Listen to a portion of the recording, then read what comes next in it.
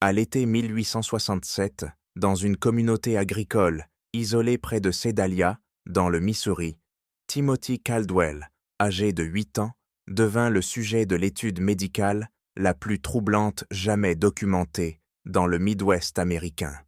Le docteur Samuel Harding, seul médecin de la région, remplit 3 carnets reliés en cuir d'observations sur un enfant dont le comportement défiait tous les principes de la nature humaine connus de la médecine du XIXe siècle. Le garçon paraissait normal, même charmant aux yeux des passants, mais sous cet extérieur innocent se cachait quelque chose que la science médicale de l'époque était tout simplement incapable d'expliquer. En l'espace de 6 mois, 3 personnes de lui moururent dans des accidents liés à Timothy Caldwell, et des dizaines d'animaux de ferme furent retrouvés morts dans des circonstances mystérieuses. 11 personnes avaient, d'une manière ou d'une autre, croisé le chemin d'un enfant dont le sourire n'atteignait jamais ses yeux bleus pâles.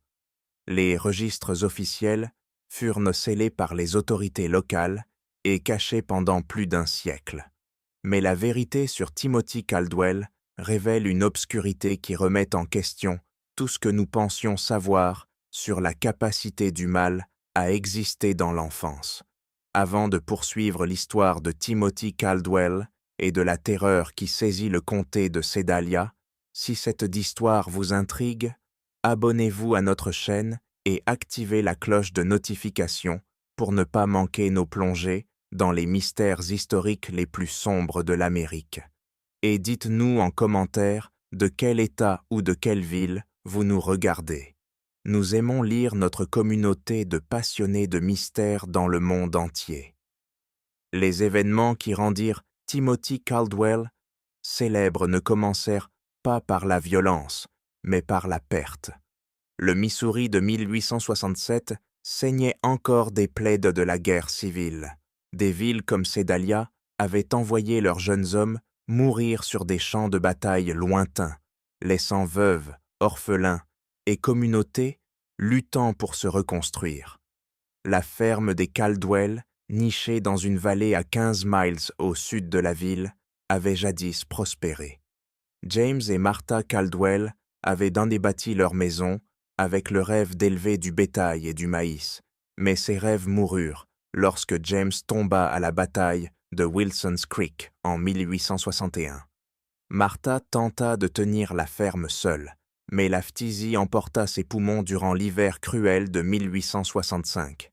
Leur fils Thomas, tout juste âgé de 21 ans, hérita de terres qu'il ne pouvait cultiver et de dettes qu'il ne pouvait payer.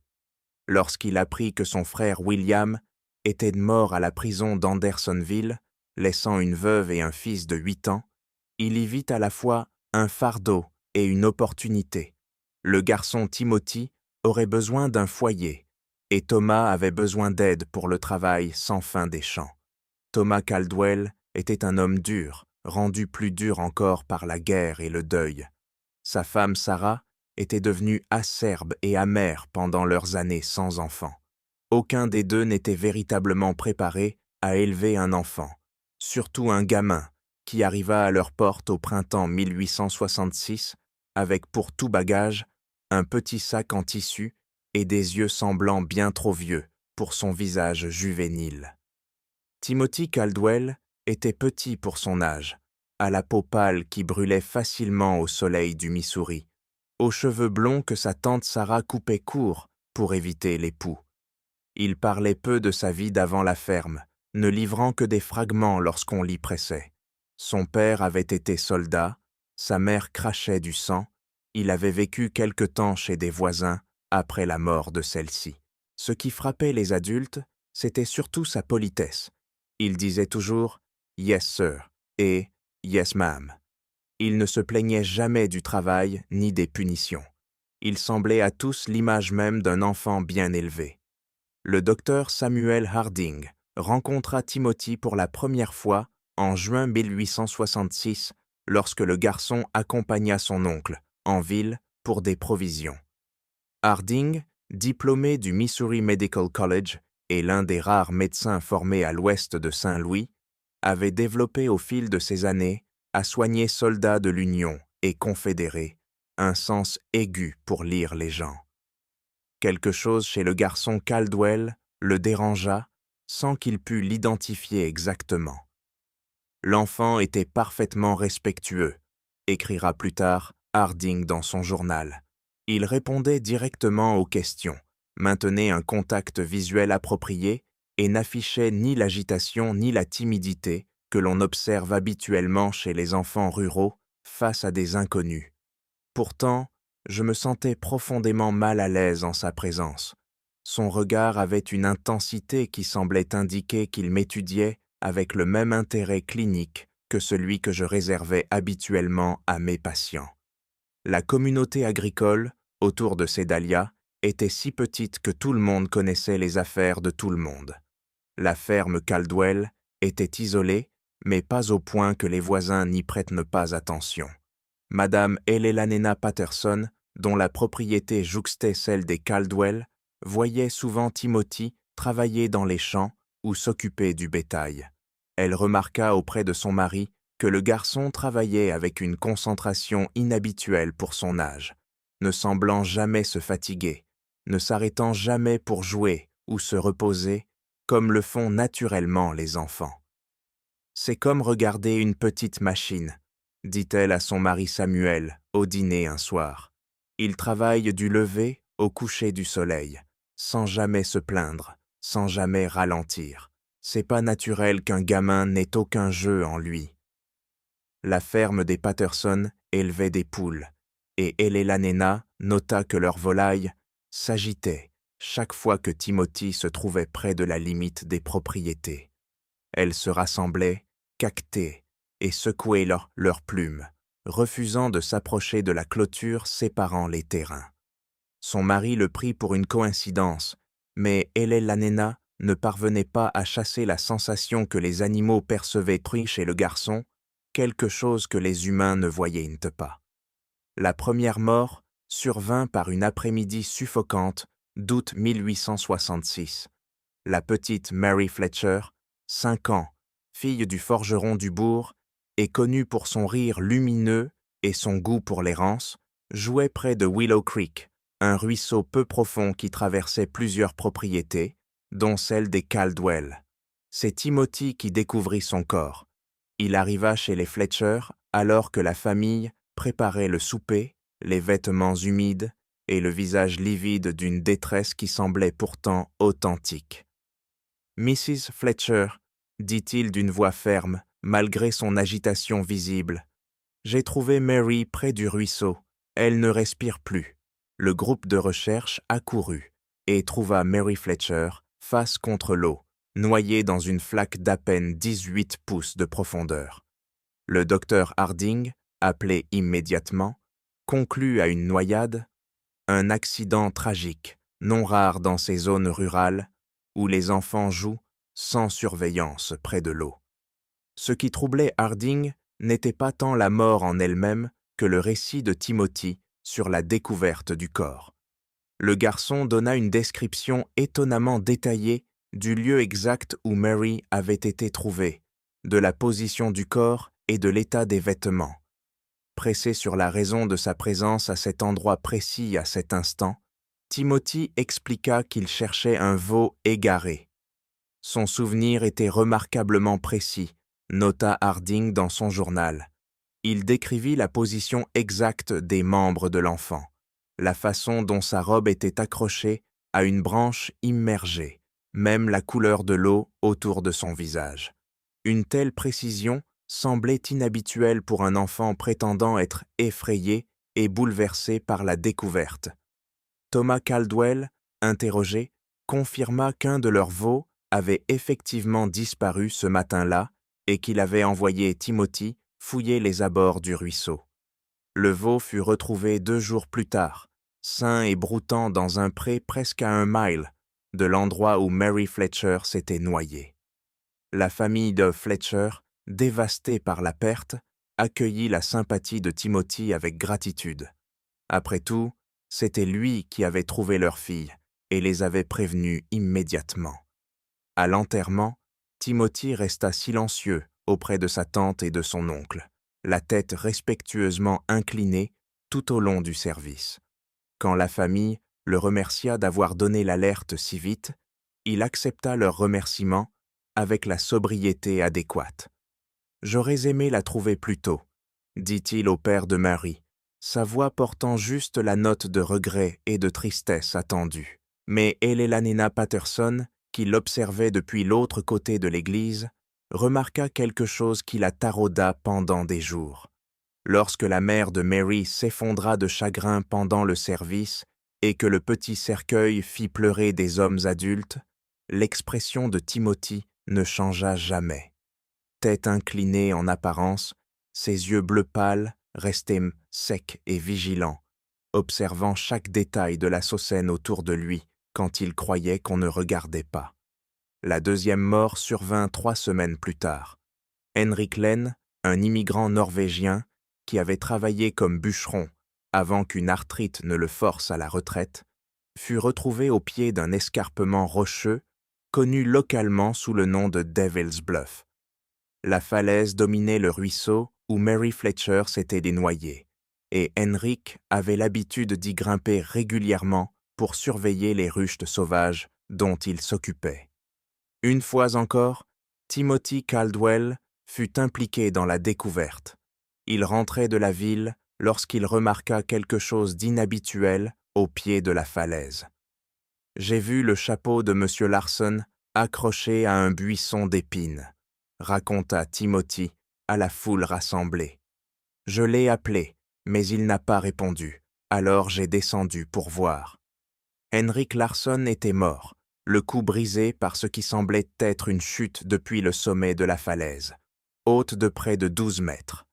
L'examen du docteur Harding conclut que l'homme était mort sur le coup.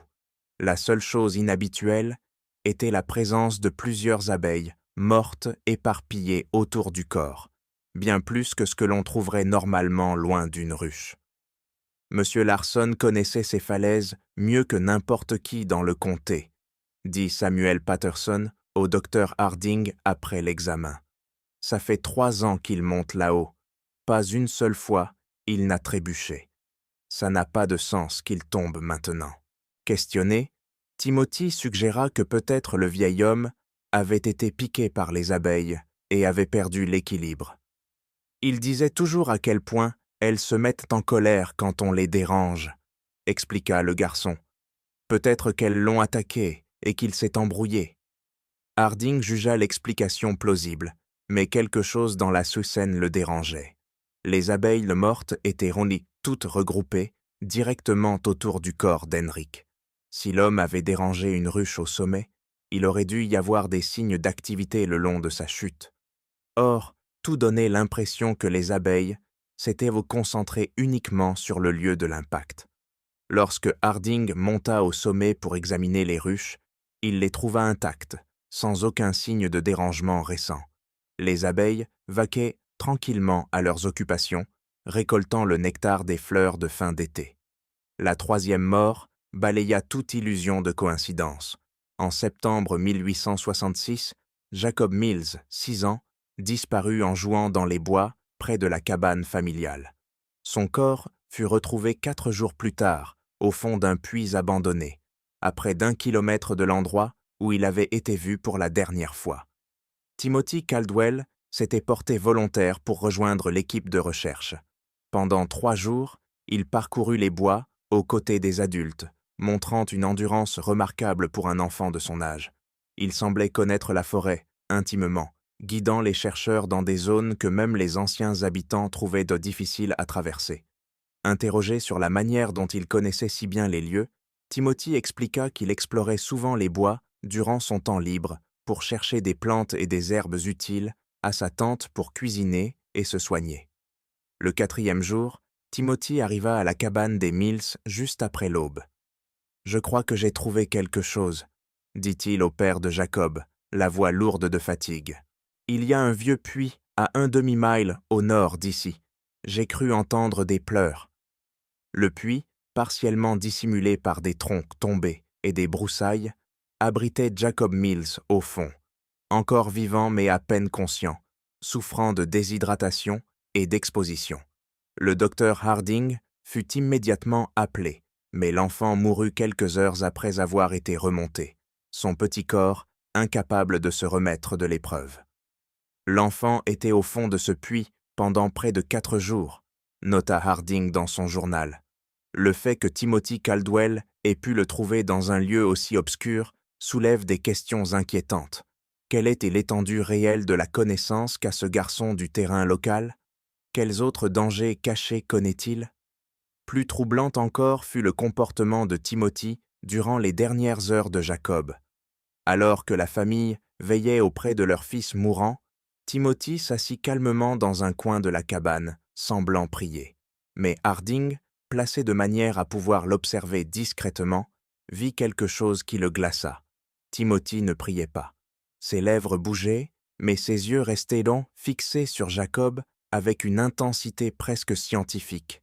Il paraissait cataloguer chaque détail de l'agonie de l'enfant. La respiration haletante, la peau livide, les éclairs de conscience qui s'éteignaient peu à peu. Lorsque Jacob expira enfin, l'expression de Timothy n'afficha ni chagrin ni choc. Harding n'y vit qu'une forme de satisfaction. Après l'enterrement, Harding prétexta une visite pour retourner au vieux puits. Le site l'inquiétait pour des raisons qu'il n'arrivait pas à formuler.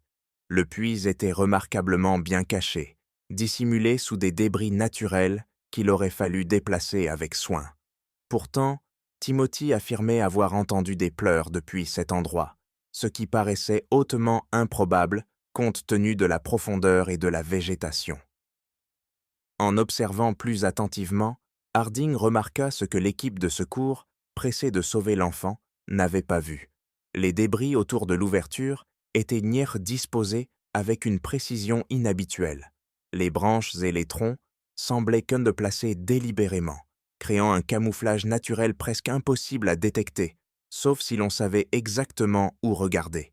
Les implications étaient trop terribles pour être dites à voix haute, mais Harding ne pouvait écarter l'idée que Jacob Mills n'était pas tombé dans ce puits par accident.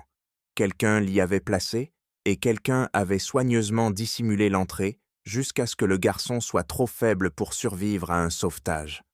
Ce soir-là, Harding commença à tenir des notes détaillées sur Timothy Caldwell. Si ses soupçons étaient justes, l'enfant représentait un danger pour toute la communauté. Mais le soupçon n'était pas une preuve, et c'était justement ce qui manquait au docteur. Car aux yeux de tous, Timothy Caldwell était un enfant modèle. Il allait à l'église chaque dimanche avec son oncle et sa tante, restait sage durant les offices, récitait ses prières avec révérence. À la ferme, il travaillait avec diligence, accomplissant des tâches qui mettraient à l'épreuve bien des adultes. Il parlait avec respect aux anciens et obéissait aux figures d'autorité. Et surtout, Timothy avait toujours une explication plausible à sa présence lors des tragédies.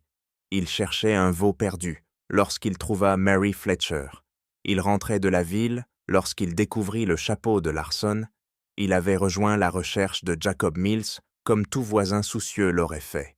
Mais l'expérience médicale de Harding lui avait appris à voir au-delà des apparences. En soignant des soldats blessés, il avait appris à reconnaître les hommes qui tuaient, non par devoir ou nécessité, mais par quelque chose de plus sombre, de plus fondamental, une froideur, une absence d'émotion, une fascination pour la souffrance. Timothy Caldwell présentait tous ces traits, compressés dans le corps et le visage d'un enfant de 8 ans. L'enquête du docteur Harding commença réellement en octobre 1866. Grâce à sa position de médecin de la communauté, il multiplia les visites dans les fermes et foyers de la région, sous prétexte de s'enquérir de la santé des familles encore marquées par les privations de la guerre. En réalité, il rassemblait des informations sur Timothy Caldwell. Ce qu'il découvrit dressa un portrait inquiétant d'un enfant qui semblait être au centre d'un cercle grandissant de malheur. Le bétail des fermes voisines mourait à un rythme inhabituel, non de maladie, mais d'accidents étranges. Des poules retrouvées, avec le cou brisé, apparemment tuées par des renards, bien que rien d'autre n'indiquât leur passage. Des cochons souffraient de blessures mystérieuses qui s'infectaient et les tuaient. Les chevaux développèrent soudainement une boiterie si grave que les fermiers durent de les abattre. Madame Helena Patterson confia au docteur Harding qu'elle avait perdu 17 poules au cours des 2 derniers mois. « C'est la chose la plus étrange, dit-elle. Elles demeurent une par une, ou 2 à la fois, toujours retrouvées le matin, avec la nuque proprement brisée. Mon mari pense que ce sont des renards, mais je n'ai jamais vu de traces de renards près du poulailler. Et la façon dont elles sont tuées, c'est trop net, trop précis. » Lorsque Harding examina les dernières de victimes, il trouva des indices qui confirmaient tant les soupçons d'Eleanor. Les poules avaient été tuées par une pression exercée exactement sur certains points du cou, une technique qui exigeait une connaissance approfondie de l'anatomie. Ce n'était pas la violence désordonnée typique d'un prédateur, mais quelque chose de bien plus délibéré et contrôlé. Des schémas similaires apparurent sur d'autres fermes. James Wickham avait perdu 3 veaux dans ce qu'il décrivit comme des « accidents étranges », des animaux qui semblaient s'être étranglés avec des cordes ou coincer la tête dans des clôtures d'une manière qui défiait toute logique. Le taureau primé de Robert Dunham était tombé dans un fossé et s'était brisé la patte, bien qu'il fût l'un des animaux les plus sûrs et robustes du comté. Dans chaque cas, les fermes touchées se trouvaient à distance de marche de la propriété des Caldwell, et plusieurs voisins rapportèrent avoir vu Timothy dans les environs au moment des incidents. « Je l'ai vu marcher le long de notre clôture le matin avant que nous ne découvrions le veau mort », raconta James Wickham au docteur Harding. « J'ai trouvé ça étrange, lui qui était si loin de chez lui, mais le garçon était toujours poli quand il me voyait. Il faisait signe de la main et me saluait comme on le lui avait appris. » Le docteur Harding commença aussi à observer de plus près le comportement de Timothy lors de ses visites médicales régulières à la ferme des Caldwell. Le garçon assistait toujours aux consultations, debout et silencieux, tandis que Harding examinait son oncle et sa tante pour les maux courants de la vie paysanne. Mais il remarqua que Timothy suivait ses examens avec un intérêt inhabituel, posant des questions sur l'anatomie et les procédures médicales qui semblaient bien avancées pour un enfant de son âge. « Comment savez-vous si quelqu'un est vraiment mort ?» demanda Timothy lors d'une visite, d'un ton aussi détaché que s'il parlait de la météo. « Parfois, les gens ont juste l'air de dormir. » Pressé d'expliquer sa curiosité, Timothy répondit qu'il voulait savoir comment aider si quelqu'un était blessé alors qu'il se retrouvait seul à la ferme. « Oncle Thomas dit que je dois savoir gérer les urgences puisque nous vivons si loin de la ville, » expliqua-t-il. L'explication paraissait raisonnable, mais la question troubla profondément le médecin. Il y avait chez Timothy une qualité clinique dans son intérêt pour la mort et les blessures, un détachement qui dépassait la curiosité normale d'un enfant. Il posait des questions sur les mécanismes de la mort, la durée du processus, les signes à observer, ou encore les chances de survie selon les traumatismes, avec le même sérieux qu'un étudiant en médecine étudiant des cadavres. Au fil de ces conversations, Harding commença à tester ses connaissances en introduisant volontairement de fausses informations, affirmant que certaines blessures étaient fatales, alors qu'elles ne l'étaient pas, ou que certains symptômes indiquaient des maladies inexistantes. Timothy ne le contredisait jamais ouvertement, mais le médecin remarqua que le garçon retenait chaque détail avec une mémoire exceptionnelle. Plus inquiétantes encore furent ses réactions au récit du docteur Harding sur les soldats blessés pendant la guerre. Là où la plupart des enfants exprimaient de l'horreur ou de la tristesse, Timothy écoutait avec une attention captivée, posant des questions précises sur les types de blessures, les pertes de sang et les taux de survie. « Ils criaient-ils beaucoup quand vous leur coupiez les bras ?» demanda-t-il un jour, ses yeux bleu pâle fixant intensément le visage du médecin. Ou bien, ils étaient trop blessés pour faire du bruit? Posée dans le ton poli qui lui était habituel, la question glaça le docteur Harding d'une frayeur qu'il n'oublierait jamais. En novembre 1866, le médecin avait rempli presque 2 journaux entiers d'observations sur Timothy Caldwell.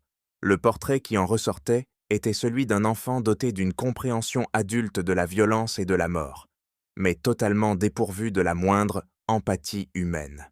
Mais les notes ne constituaient pas des preuves, et il faudrait des preuves si Harding espérait protéger la communauté de ce qu'il soupçonnait de plus en plus être un prédateur dangereux. L'occasion de rassembler ces preuves se présenta quand Thomas Caldwell se blessa au dos durant les récoltes d'automne. La blessure nécessitait du repos et des visites médicales quotidiennes, donnant au docteur Harding un accès inédit au foyer Caldwell. Lors de ces visites, il engagea Timothy dans de plus longues conversations, sondant prudemment l'étendue de ses connaissances et la nature de ses pensées. Ce qu'il découvrit dépassa ses pires craintes. Timothy Caldwell menait des expériences sur des créatures vivantes depuis des mois, voire des années. Grâce à un mélange d'interrogatoires subtils et d'observations directes, Harding comprit que le garçon capturait et torturait méthodiquement de petits animaux, étudiant leur réaction à diverses formes de blessures et de souffrances. Timothy avait mentionné une grotte lors d'une conversation, la décrivant comme un endroit où il aimait réfléchir seul. Quand Harding s'y rendit, il découvrit une collection soigneusement organisée d'ossements, d'instruments chirurgicaux de fortune façonnés à partir d'outils de ferme, ainsi qu'une série de dessins détaillés documentant diverses expériences de torture et de mutilation. Les dessins étaient de la découverte la plus troublante. Réalisés avec une étonnante habileté artistique pour un enfant, ils représentaient donc des lapins, des écureuils, des oiseaux et même de plus gros animaux à différents stades de dissection et de souffrance. Chaque illustration était accompagnée de notes, rédigées de la main appliquée de Timothy, décrivant les réactions des animaux, le temps nécessaire à leur mort et les méthodes causant le plus de douleur. Le sujet est resté conscient environ 10 minutes après l'ablation des yeux, pouvait-on lire près d'un dessin de lapin. Les vocalisations ont diminué progressivement. Les mouvements ont cessé après une pression exercée sur la gorge. Le docteur Harding comprit que Timothy utilisait les animaux de la communauté comme cobayes pour des expériences de cruauté de plus en plus sophistiquées. Les morts, accidentelles, dans les fermes voisines, étaient en réalité le fruit de son désir de tester ses méthodes sur des sujets plus grands. Mais la découverte la plus glaçante fut un ensemble plus récent de dessins représentant non plus des animaux, mais des êtres humains. Ces croquis montraient des enfants et des adultes dans diverses positions de détresse et de douleur, chacun accompagné de notes spéculatives sur l'anatomie humaine et les moyens potentiels de causer du mal. L'un d'eux représentait clairement Mary Fletcher, la première enfant décédée. Un autre montrait Henrik Lehn. Un troisième dépeignait Jacob Mills au fond d'un puits, avec des annotations détaillées sur les effets de la déshydratation et de l'exposition sur le corps humain. Timothy Caldwell n'avait pas simplement été témoin de ces morts, il les avait planifiées, exécutées avec une précision méthodique et documentées pour ses futurs de recherche. Et, comme le docteur Harding allait dès bientôt le découvrir, l'horreur dans le comté de Sedalia était loin d'être terminée. Si cette histoire vous donne des frissons, partagez cette vidéo avec un ami amateur de mystères sombres. Cliquez sur « J'aime » pour soutenir notre contenu et n'oubliez pas de vous abonner pour ne rien manquer de nos récits. Découvrons ensemble ce qui se passera ensuite. Le docteur Harding faisait face à une situation impossible. Les preuves de découverte dans la grotte établissaient de la culpabilité de Timothy Caldwell dans plusieurs décès, mais elles avaient été obtenues d'une manière proche d'une fouille illégale. De plus, l'idée qu'un enfant de 8 ans puisse être un meurtrier calculateur était si inconcevable qu'aucun tribunal n'aurait accepté une telle accusation. La science médicale de 1867 n'avait aucun cadre pour comprendre ce que nous appelons aujourd'hui le trouble de la personnalité antisociale ou la psychopathie. La croyance dominante était que les enfants étaient par nature innocents, corrompus seulement par de mauvaises influences ou des expériences traumatisantes. L'idée qu'un enfant puisse naître sans la capacité d'empathie ni de raisonnement moral était littéralement inconcevable pour la plupart des gens. Le docteur Harding savait que s'il présentait ses découvertes aux autorités locales, il serait probablement écarté comme un homme dont l'esprit avait été endommagé par trop d'années passées à soigner les victimes de guerre. Les preuves seraient écartées. Timothy serait défendu comme un orphelin traumatisé, exprimant son chagrin, et les meurtres continueraient. Au lieu de cela, le docteur Harding décida de confronter directement Timothy. Lors de sa prochaine visite à la ferme Caldwell, il demanda au garçon de l'accompagner pour vérifier le bétail dans le pâturage éloigné.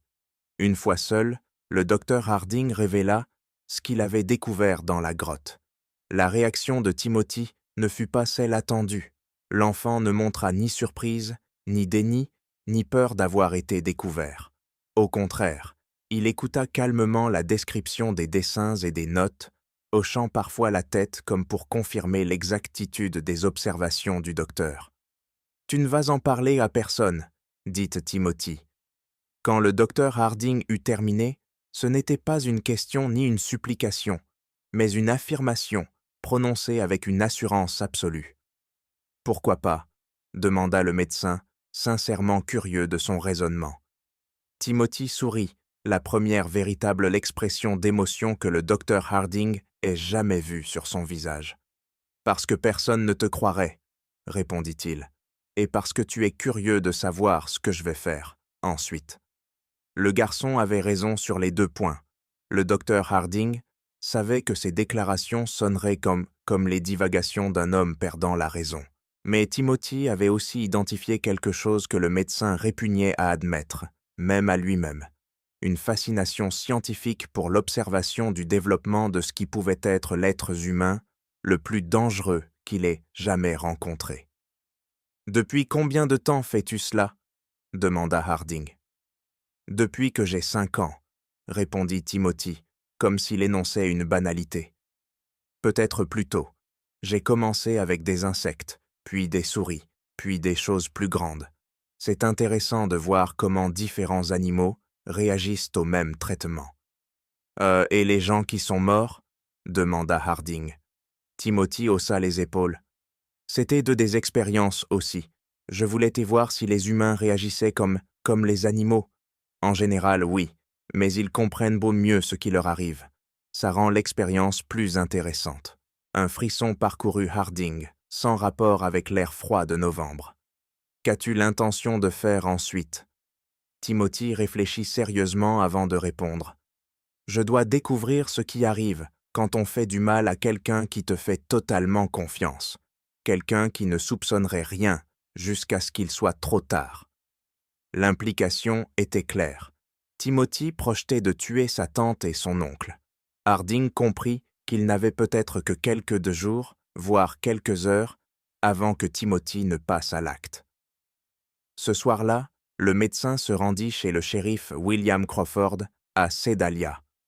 Crawford était un homme pragmatique, ancien officier de l'armée de l'Union, peu enclin aux théories ou aux spéculations, mais il faisait confiance au jugement de Harding et était prêt à écouter les preuves, même si les circonstances paraissaient étranges.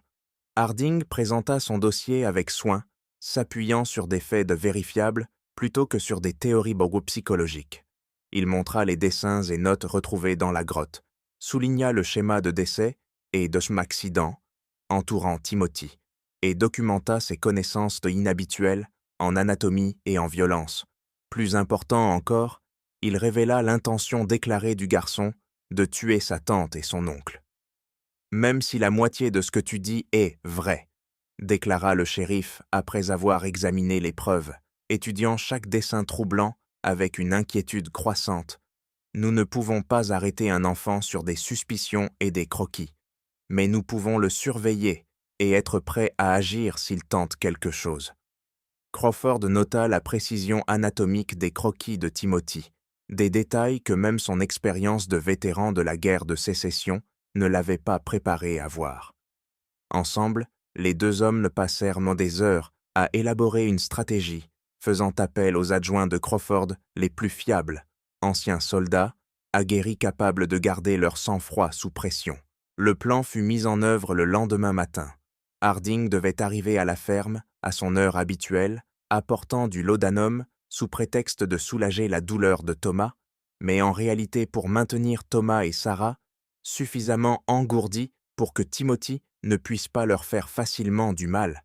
Crawford et ses adjoints, eux, se posteraient discrètement autour de la propriété, assez proches pour intervenir rapidement, mais assez loin pour ne pas être repérés. En approchant de la ferme dans sa carriole, Harding remarqua immédiatement que quelque chose avait changé. Les bruits habituels d'une matinée à la ferme, les poules picorant, les porcs grognant dans l'enclos, étaient absents. Un silence oppressant planait sur le lieu. Timothy apparut dans l'embrasure de la porte avant même que Harding ne soit descendu de sa carriole. Le garçon se tenait parfaitement immobile, ses yeux bleu pâle suivant les mouvements du médecin avec une concentration prédatrice. Il portait ses vêtements de travail habituels, mais ses manches étaient retroussées jusqu'au coude, et ses mains semblaient avoir été récemment frottées à fond, comme en préparation d'un travail salissant. « Bonjour, docteur Harding », dit Timothy d'une voix toujours polie, mais sous cette politesse, quelque chose avait changé. Une excitation contenue, une anticipation difficile à masquer. « Je vous attendais !» Ces mots glacèrent le sang de Harding. L'emploi du terme « attendait » suggérait que Timothy avait prévu cette visite, l'avait peut-être même intégrée dans son plan. À l'intérieur de la maison, Harding trouva Thomas et Sarah Caldwell dans leur chambre, apparemment endormis paisiblement. Mais en s'approchant du lit de Thomas, il remarqua que sa respiration était anormalement faible et que sa peau prenait une teinte grisâtre. « Qu'est-ce que tu leur as donné ?»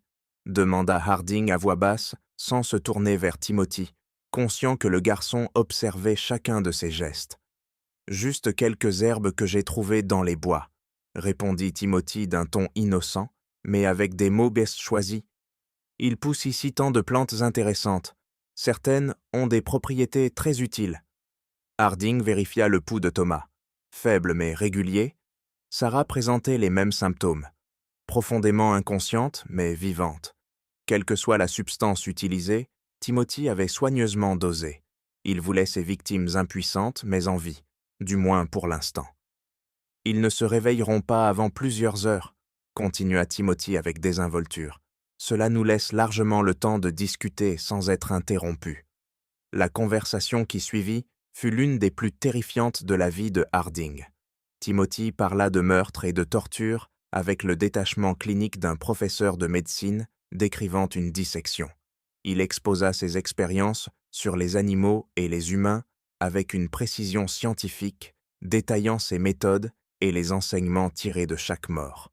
« Mary Fletcher m'a appris que la noyade est en réalité très lente, » dit Timothy, s'installant dans une chaise comme pour entamer une agréable conversation de l'après-midi. « Tout le monde croit que les gens disparaissent aussitôt sous l'eau, mais ce n'est pas ainsi que ça se passe. Il y a des luttes, de la panique, et ce schéma étrange de tentative de respiration avant que la personne n'abandonne. J'ai dû la maintenir sous l'eau près de 3 minutes avant qu'elle cesse de se débattre. » Le sang du médecin se glaça. « Tu l'as maintenue sous l'eau ?» Timothy acquiesça avec enthousiasme. « Elle jouait près du ruisseau. Je lui ai dit que j'avais trouvé une jolie pierre, au fond. Quand elle s'est penchée, j'ai simplement appuyé sa tête sous l'eau. Elle était si petite qu'il n'a pas fallu beaucoup de force, mais elle s'est débattue plus fort que je ne pensais. C'est à ce moment-là que j'ai compris que les humains ont un instinct de survie bien plus fort que les animaux. Et Henrik Larsson ? Celui-là, c'était plus compliqué, admit Timothy. Je ne pouvais pas le maîtriser physiquement, alors j'ai dû être plus créatif. Je savais qu'il vérifiait ses ruches chaque jeudi matin. La veille, je suis monté sur la falaise et j'ai desserré quelques chaudières du bord. Ensuite, j'ai collecté des abeilles d'une de ces ruches et je les ai enfermées dans un sac de toile. Les yeux de Timothy brillèrent en décrivant sa méthode. Quand M. Larsson était monté pour vérifier les ruches, je l'attendais derrière des rochers. J'ai jeté le sac d'abeilles sur son visage et j'ai crié qu'un énorme essaim l'attaquait. Il a paniqué, reculé et est tombé exactement là où j'avais fragilisé le muret. La chute l'a tué instantanément, comme je l'avais calculé. Et Jacob Mills ? Jacob était le plus intéressant, dit Timothy d'un ton professoral, comme partageant une leçon fascinante. Je ne l'ai pas tué rapidement comme les autres. Je voulais voir ce qui se passe quand quelqu'un meurt lentement sur plusieurs jours. Je l'ai convaincu de me suivre dans les bois en lui disant que j'avais trouvé une famille de bébés ratons laveurs. Timothy fit une pause, savourant le souvenir. Jacob était tellement inquiet pour ses bébés imaginaires qu'il ne s'est douté de rien. Je l'ai aidé à descendre dans le puits. Puis j'ai replacé les rondins et les branchages pour couvrir l'ouverture. Je lui rendis visite chaque jour pendant 4 jours, ne lui apportant que juste assez d'eau pour le maintenir en vie, mais pas suffisamment pour lui permettre de retrouver ses forces. Le docteur Harding comprit que Timothy ne parlait plus hypothétiquement de futures expériences. Le garçon avait des plans précis, et ces plans incluaient clairement les personnes actuellement dans la maison. « Qu'as-tu l'intention de faire avec ton oncle et ta tante ?» demanda directement le docteur Harding. Le véritable sourire de Timothy revint, plus large que tout ce que le médecin avait jamais vu. « C'est là que vous intervenez, docteur Harding. Voyez-vous, toutes mes expériences précédentes ont été menées sur des gens qui ne savèrent pas ce qui leur arrivait avant qu'il ne soit trop tard. Mais vous êtes différent. Vous comprenez exactement ce que je suis et de quoi je suis capable.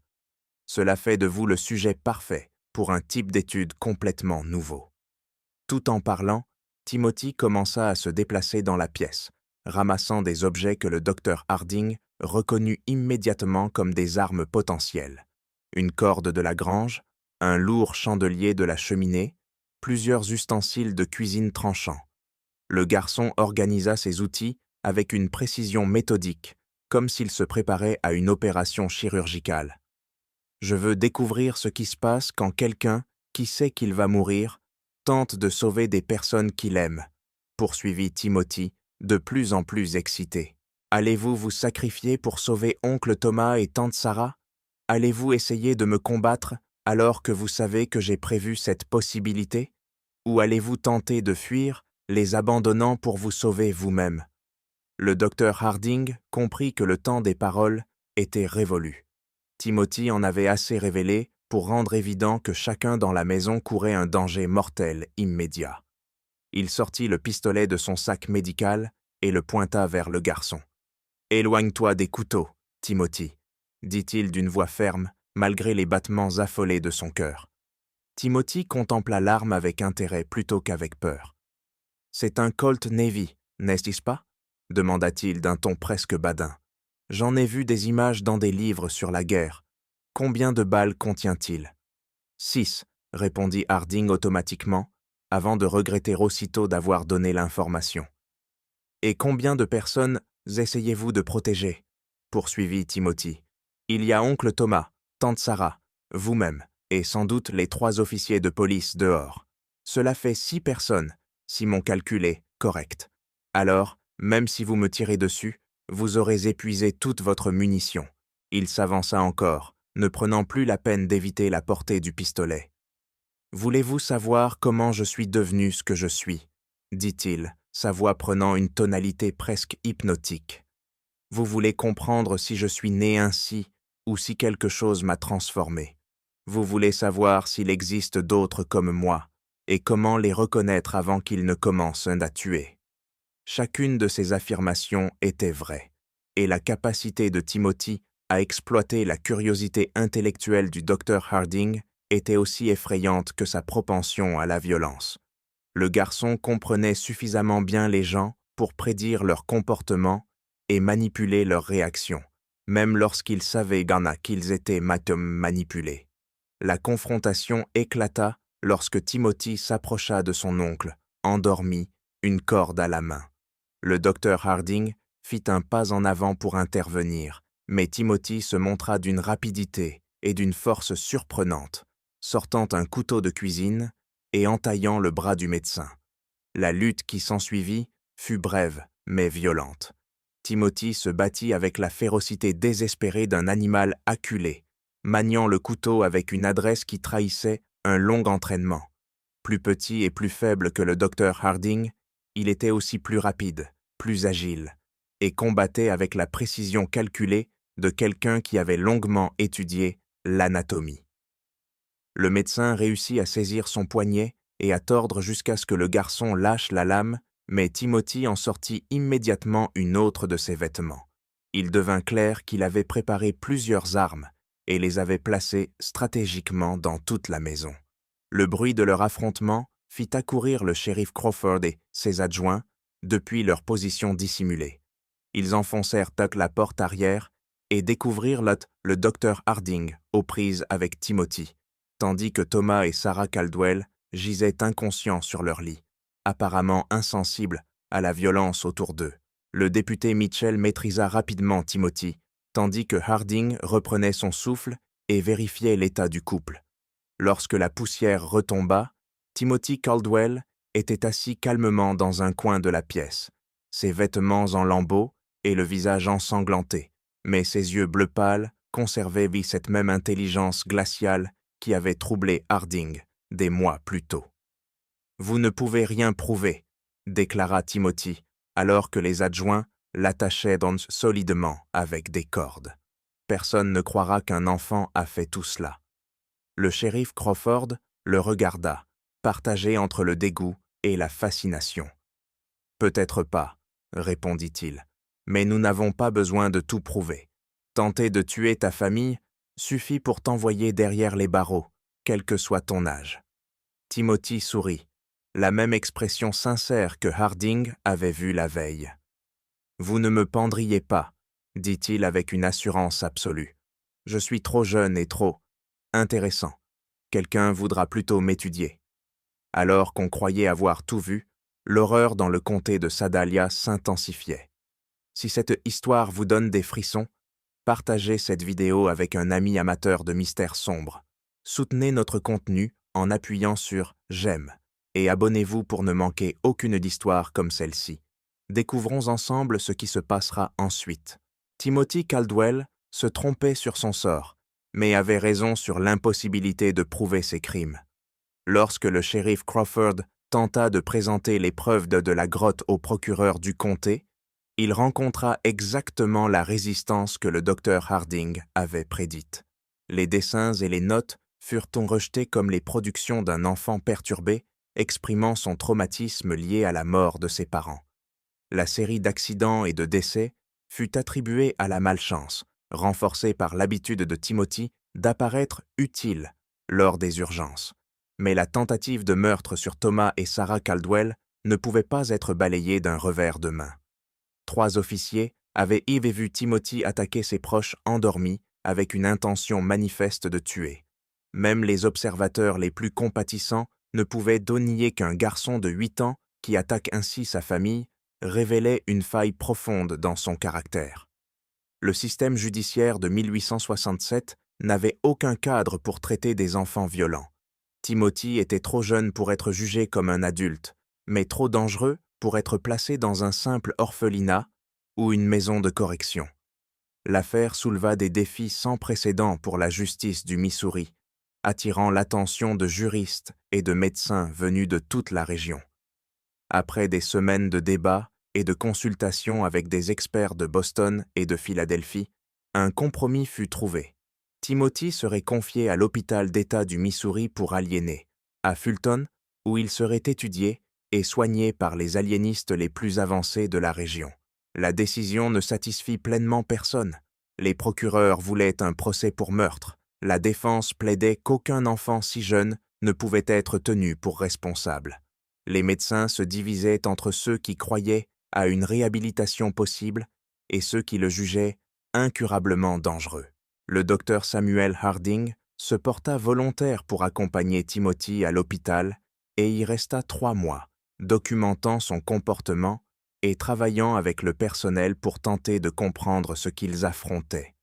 L'étude de cas qui en résulta devint l'une des premières analyses systématiques du comportement antisocial chez l'enfant, bien qu'elle ne fût publiée que des décennies plus tard.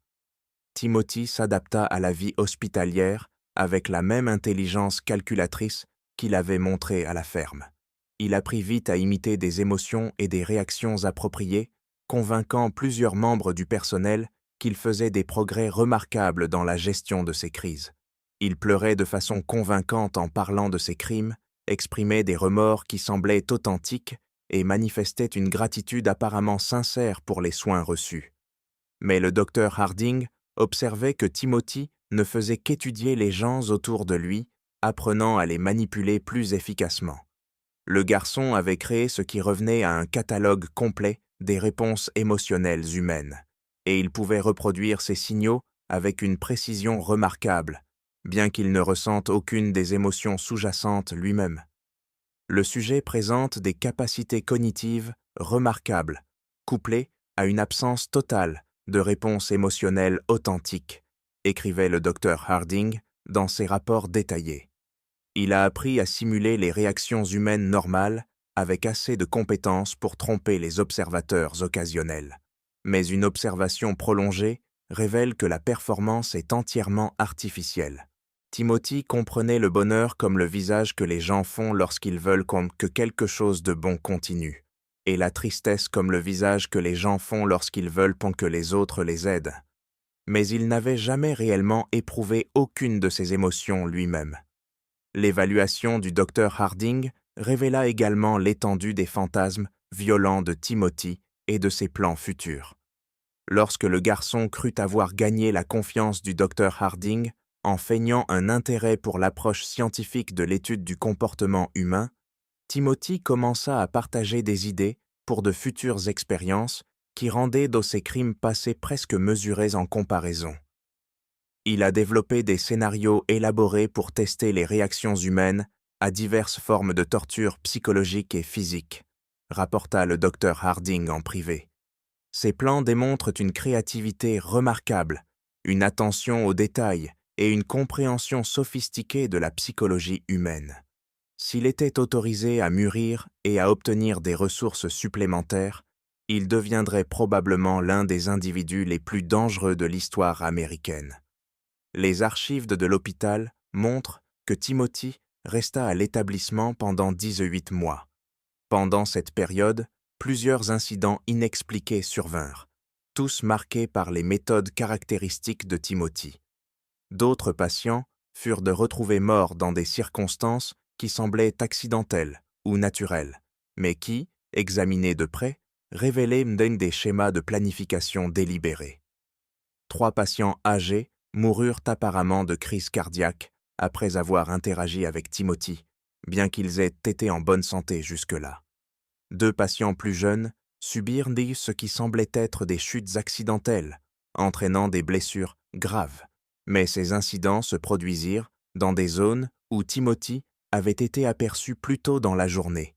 Les rapports les plus inquiétants concernaient des patients affirmant que Timothy venait les visiter la nuit, se tenant silencieusement à côté de leur lit et les observant dormir. Le personnel hospitalier travaillant étroitement avec Timothy commença également à rencontrer des problèmes inhabituels. Plusieurs infirmières signalèrent des cauchemars persistants après avoir passé du temps avec le garçon, des rêves comportant souvent des scénarios détaillés de violence et de mort. 2 aides demandèrent à être transférées dans d'autres services, affirmant se sentir constamment observés, même lorsque Timothy était supposé être confiné à sa chambre. La Dr Martha Fitzgerald, appelée pour fournir une expertise supplémentaire dans le traitement de Timothy, découvrit que le garçon tenait un journal secret. Il avait convaincu une infirmière de lui fournir papier et crayon pour des exercices d'écriture thérapeutique, prétendant que consigner ses pensées et ses sentiments l'aiderait à traiter ses émotions. Le journal semblait contenir exactement ce que Timothy avait affirmé. Des entrées quotidiennes décrivant ses pensées, ses regrets pour ses actions passées et ses espoirs de réhabilitation future. L'écriture était enfantine et le contenu émotionnel peignait l'image d'un jeune profondément troublé, mais fondamentalement réhabilitable. Cependant, l'entraînement de la Dr Fitzgerald incluait la familiarité avec les systèmes de communication codés. Lorsqu'elle appliqua ces méthodes analytiques au journal de Timothy, elle découvrit que les entrées apparemment innocentes contenaient un système de chiffrement sophistiqué. Les messages décodés révélaient les pensées et les plans véritables de Timothy dans des détails troublants. Plutôt que de ressentir du remords ou de chercher une réhabilitation, il menait une étude systématique de l'hôpital, de son personnel et de ses procédures de sécurité. Jour 47. La DREF croit que mes larmes pendant la séance d'aujourd'hui étaient authentiques. Lire une entrée décodée. Son schéma de réponse indique une sympathie accrue et une suspicion réduite. Estimation. Encore 3 semaines de performance constante pour établir une confiance suffisante pour un contact physique lors des séances. La découverte du journal codé de Timothy entraîna un renforcement immédiat des procédures de sécurité et une réduction de ses contacts avec le personnel. Mais Timothy s'adapta à ces changements avec sa flexibilité caractéristique, déplaçant son attention de la manipulation à la collecte d'informations sur les routines de l'hôpital et les éventuelles voies d'évasion. À l'été 1868, Timothy Caldwell disparut du Missouri State Hospital dans des circonstances jamais pleinement expliquées. L'enquête officielle conclut qu'il avait réussi à s'échapper lors d'un transfert entre bâtiments, malgré une surveillance constante par plusieurs gardes. Le docteur Harding soupçonnait que l'évasion de Timothy était beaucoup plus sophistiquée que le rapport officiel ne le laissait entendre. Le garçon avait démontré une patience et une capacité de planification remarquables tout au long de sa détention, et il semblait probable qu'il avait passé des mois à préparer sa fuite. Les preuves de découverte après sa disparition suggéraient qu'il avait manipulé le personnel de l'établissement bien plus efficacement que quiconque ne l'avait réalisé. Plusieurs gardes rapportèrent avoir fait de petites exceptions aux règles pour Timothy dans les semaines précédant son évasion, lui accordant de légers prolongements de temps d'exercice, plus de matériel de lecture, des ajustements mineurs à sa routine quotidienne qui, individuellement, semblaient anodins mais créaient collectivement des opportunités d'évasion. Il avait passé 1 an et demi à étudier l'établissement et son personnel. Le docteur Harding écrivit dans son rapport final. Au moment où il passa à l'action, il comprenait la psychologie de chaque personne travaillant là mieux qu'elle ne se comprenait elle-même. Son évasion n'était pas un acte de désespoir, c'était l'aboutissement d'un plan soigneusement exécuté. Dans les mois et années suivant la disparition de Timothy, le docteur Harding commença à recueillir des rapports de décès et d'accidents suspects à travers le Midwest. Beaucoup d'incidents présentaient des caractéristiques compatibles avec les méthodes de Timothy. Accidents soigneusement orchestrés, preuves de torture systématique d'animaux et présence d'un enfant apparemment serviable et émotionnellement mature. Le défi était que Timothy serait désormais plus âgé, potentiellement assez fort pour maîtriser des victimes adultes et certainement assez sophistiqué pour éviter les erreurs qui avaient méconduit à sa capture initiale. Son temps d'étude intensive de la psychologie humaine, combiné à son intelligence naturelle et à l'absence totale de contraintes morales, avait créé quelque chose d'inédit dans l'histoire criminelle américaine. Le docteur Harding passa le reste de sa carrière à suivre ses rapports et à tenter de développer une compréhension complète de ce que représentait Timothy Caldwell. Des journaux privés, découverts après sa mort en 1891, contenaient donc des centaines de pages documentant des affaires pouvant impliquer Timothy, ainsi que des discussions théoriques sur la nature du mal et la possibilité que certains individus naissent sans capacité de raisonnement moral.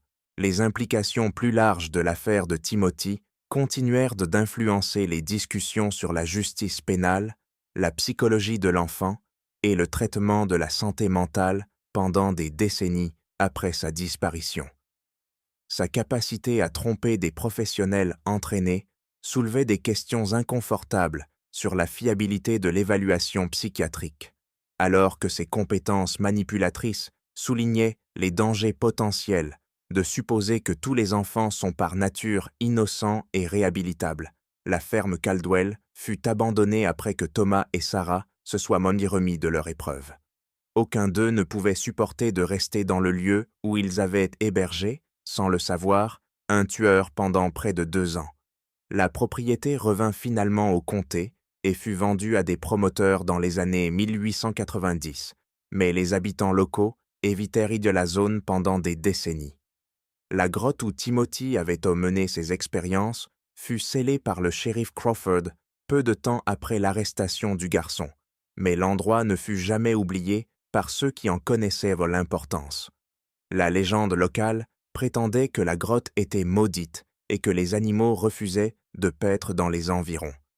Les journaux du Dr Harding furent offerts à la Missouri Historical Society en 1923 par sa fille, qui estimait que la valeur scientifique des observations de son père l'emportait sur les préoccupations liées à leur contenu troublant. Les journaux restent aujourd'hui dans les archives de la société et sont accessibles aux chercheurs, capables de démontrer un intérêt académique légitime pour le développement de la compréhension psychologique. Thomas et Sarah Caldwell ne parlèrent jamais publiquement de leur expérience avec Timothy, mais tous deux vécurent sous des noms d'emprunt pour le reste de leurs jours, apparemment craignant que le garçon ne revienne un jour pour achever ce qu'il avait commencé. Sarah mourut en 1889 et Thomas la suivit en 1894, aucun d'eux n'ayant eu d'enfant. Dans son dernier journal, rédigé quelques jours avant sa mort en 1891, le Dr Harding réfléchit aux implications plus larges de l'affaire Timothy. « J'ai passé 24 ans à tenter de comprendre ce que représentait Timothy Caldwell, et je crains d'être arrivé à une conclusion inquiétante. Timothy n'était pas une aberration. Il représentait un aperçu de ce que les êtres humains pourraient devenir dépouillés des contraintes morales et émotionnelles que nous considérons comme fondamentales. S'il avait survécu jusqu'à l'âge adulte, quelque part en Amérique marche un homme qui comprend la psychologie humaine mieux que tout professionnel formé, qui peut manipuler les gens avec une habileté quasi surnaturelle, et qui considère le reste de l'humanité comme de simples sujets d'expérimentation. Cette belle histoire nous montre que le mal peut prendre le visage de l'innocence, et que nos suppositions sur l'enfance et la nature humaine peuvent être dangereusement naïves. L'affaire Timothy Caldwell nous oblige à affronter des questions inconfortables sur le développement moral et la possibilité que certains individus naissent sans la capacité d'empathie ou de conscience que nous considérons comme essentielle à l'humanité. Que pensez-vous de cette histoire? Croyez-vous que tout a été révélé ou pourrait-il y avoir davantage sur le destin de Timothy Caldwell que les archives officielles ne le suggèrent? Laissez votre commentaire ci-dessous et partagez vos réflexions sur ce chapitre troublant de l'histoire américaine. Si cette histoire vous a glacé le sang et que vous voulez d'autres récits d'horreur comme celui-ci, abonnez-vous, activez la cloche de notification et partagez-la avec quelqu'un qui aime les mystères aussi sombres et complexes. Rappelez-vous, la vérité était souvent plus terrifiante que la fiction, et l'histoire garde des secrets qui continuent de défier notre compréhension de la nature humaine. À la prochaine vidéo.